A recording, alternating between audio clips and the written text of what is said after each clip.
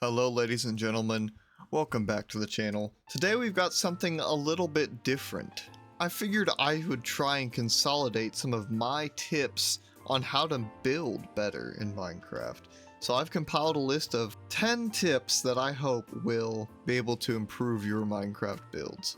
There are definitely things that aren't on here that are very important that I just haven't thought about, but these are the ones that came to mind, and yeah, let's just get started. My number one tip that I have that I think will immediately improve your builds is to build using odd numbers. Now, I know a lot of us, whenever we're building houses and stuff, we want to build using even numbers because, well, we have double doors. Why wouldn't we build with this? And of course, whenever we try to build with this, we wind up building everything around it. So it's like, oh, well, there's two doors. So that means that we have to have two wide everything, so two wide windows and so on and so forth. But I think just sort of skimming over, you can kind of see a very glaring problem with that, and that is that many blocks, lighting blocks in particular, are only one block wide. And sure, you could put two lanterns there, but that doesn't look very good. And here I just sort of have like a small scaling.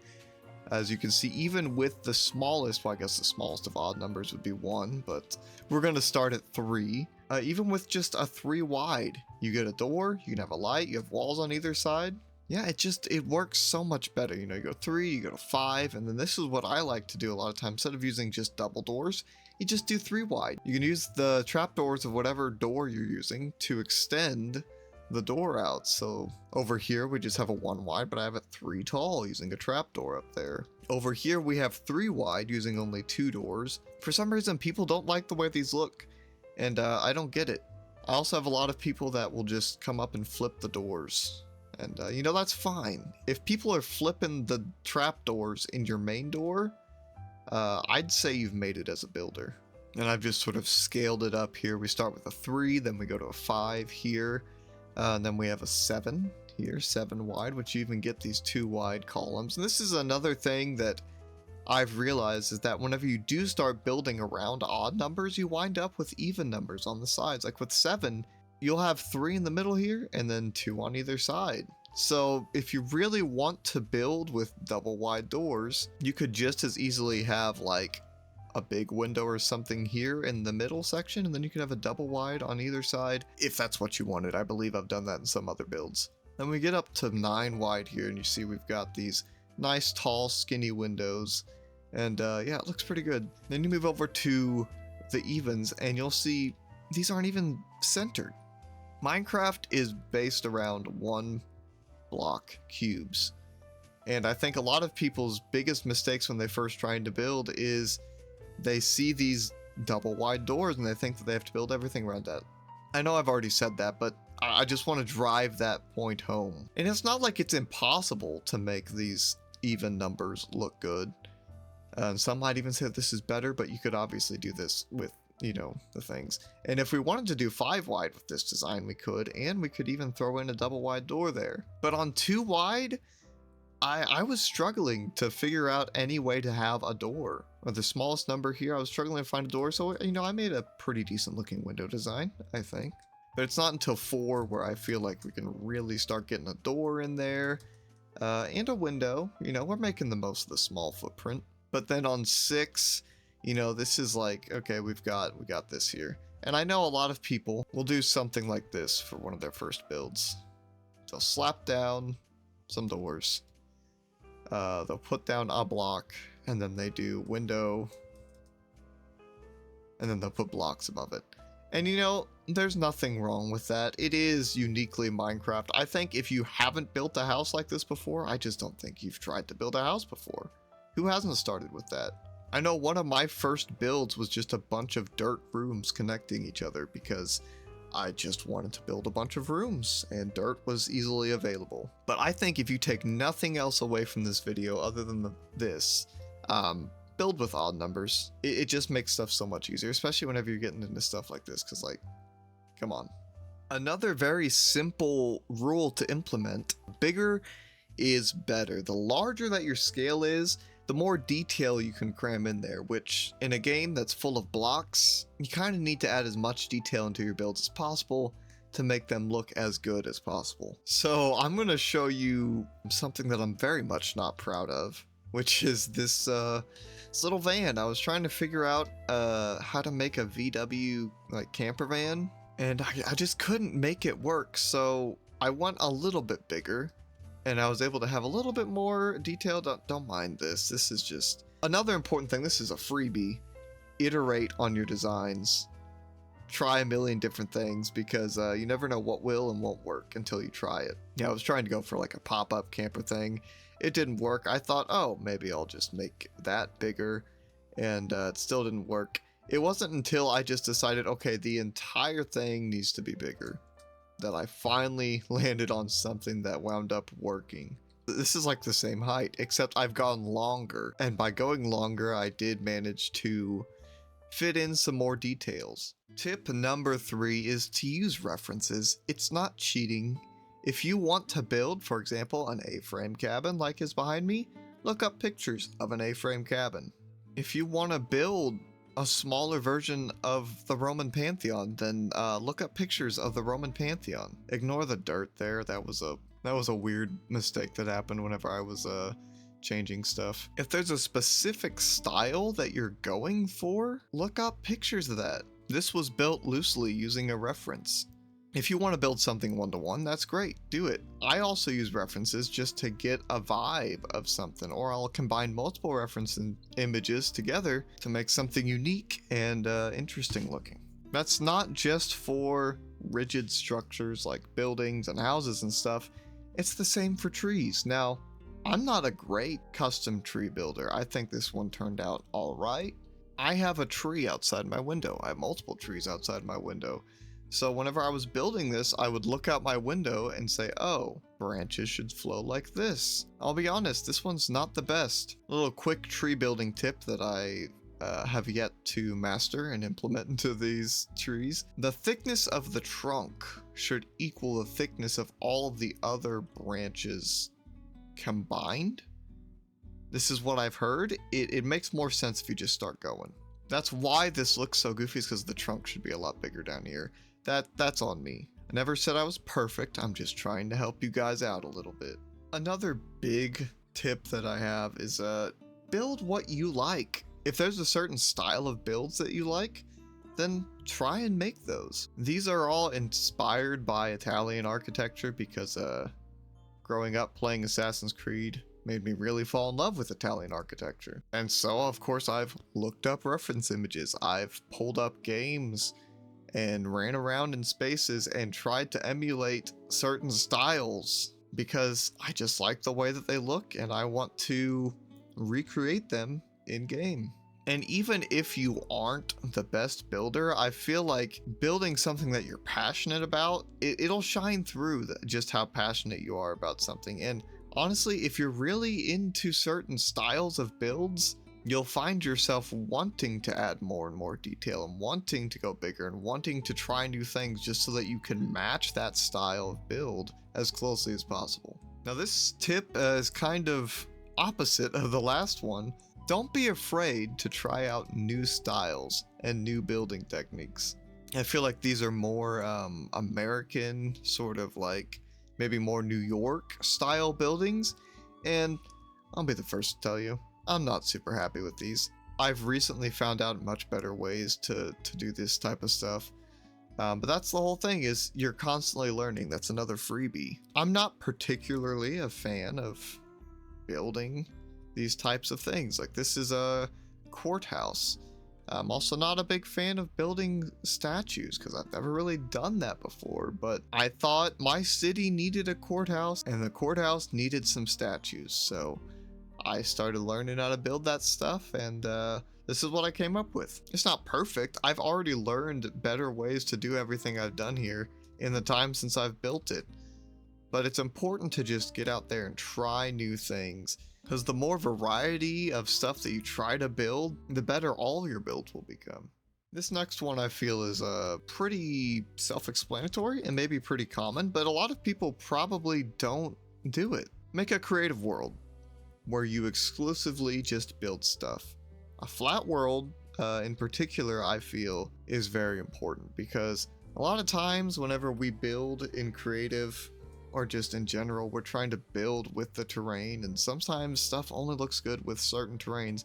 I'm not saying building with the terrain is a bad thing. I'm just saying if you can make something look good in a flat world where that's the only thing that's standing out, it's gonna look good wherever you put it. I actually have multiple building worlds in creative because sometimes you need to try out even bigger and better things, and you need a fresh canvas sometimes. I'd also just like to take this time here to ask that you maybe like and subscribe and comment something, and maybe share with some of your friends that you think would enjoy the video or that really need to up their building game. Also, clearly you're into Minecraft stuff, so go check out my Minecraft Let's Play. I've been working really hard on it. There's 25 videos, maybe? Something around there in the playlist that you should watch, and it's really good. You can see a lot of this stuff as well as more being built and in its proper context. This is another super helpful thing. You probably won't like it, but asking for criticism is very important to getting better at anything in life. Well, I can't even sit here and say that I think this looks good. Let's say, hypothetically, that you built this and that you think that this looks good. If you were to ask me, hey, what do you think of this build? I would say, oh, it looks really odd because it's like, why is there this weird egg-shaped dome here? Why'd you do that? That's kind of weird.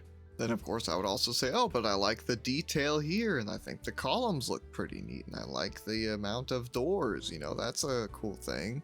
Just make sure that you're asking someone that's not just going to tell you what you want to hear, because if you're just surrounded by people that tell you what you want to hear all the time, how are you going to get better at anything?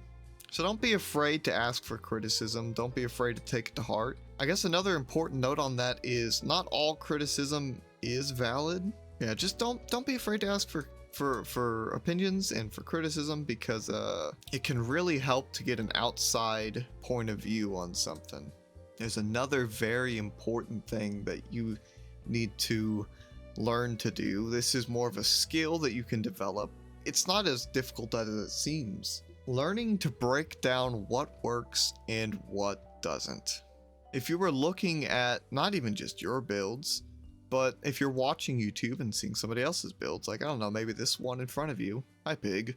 If you're looking at this right now, what do you think works on this build, and what do you think doesn't work on this build? Ignore the stupid strand of white planks. That's not supposed to be there, but maybe that would be something you would say, hey, that doesn't make sense, that shouldn't be there. By figuring out what does and doesn't work in other people's builds, you can figure out what you should apply to yours and maybe what to avoid. For example, I think that the massive amount of sandstone here doesn't work. It's too monotone, and even though it's mixing up the textures, it just doesn't look good. And I've applied this to my own builds. Of course, this is one of my builds, but something I would say does work about this is the juxtaposition between the brick and the sandstone. I think that they go very well together. Different types of wood here. The jungle wood, I think, works. The jungle wood and the spruce wood together, it works, I suppose. These awnings, they look pretty good, but why do they look good?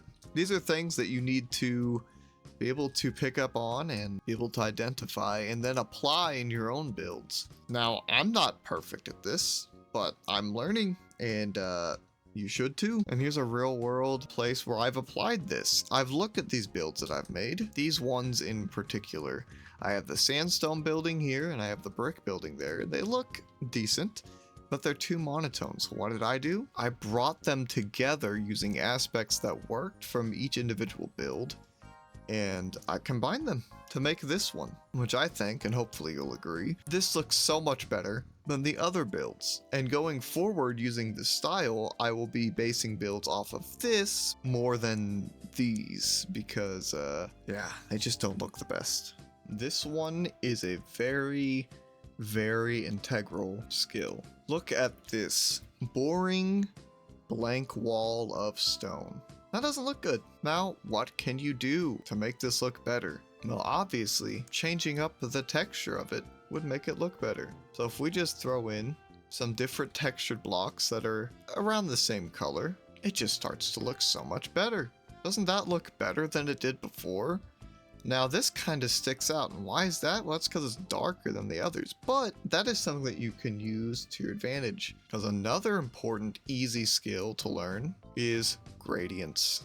Gradients are another super easy, they're almost a cheat code to making stuff look good. If you can figure out a good gradient for your builds, and there are so many videos out there that will tell you about gradients and what ones you should use and all this different stuff. But you can give the impression either of a shadow, you can give the impression of grime and dirt and wear and tear. These are very simple skills that are pretty easy to learn, honestly. If you take nothing away from this video other than texturing and gradients, your builds will look 1,000 times better. Now you combine textures and gradients with using odd numbers, and I mean, you're basically there. You can forget everything else that I've said. An extra thing to add to this would be depth. Just by throwing in a couple of these, maybe put a little bit more care into their positions than I am, you can start adding some very easy depth. And this is only 1 block thick, right? But you still have all this depth now. Look at this. You're just a half a block of depth. That's all you need. And just by utilizing those simple things, you can turn this into this. And if you apply that to an entire build, I mean, it's just gonna look 1,000 times better. Another good thing to think about whenever you're doing builds, planning builds, is colors. If you pull up a simple color wheel, that'll help a lot. Also, if you download this as Axiom, it can help you with a lot of this stuff. So if you're trying to figure out a gradient, okay, well, let me grab this stone, plop it in here, and it's gonna tell you, I don't even know what that is, but it'll tell you colors that are close to it.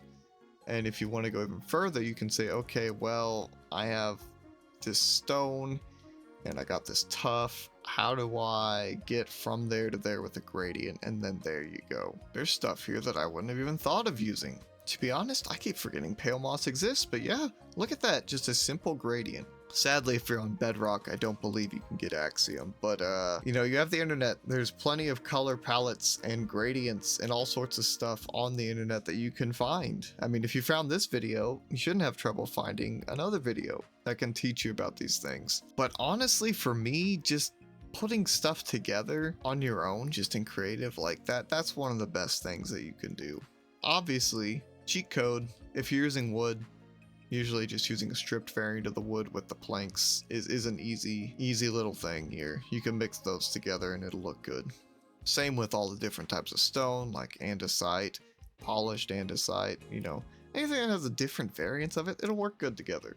And my 10th and final tip is study other Minecraft builders. Some recommendations I have are B00, you can watch Pearlescent Moon, you can watch Good Times with Scar.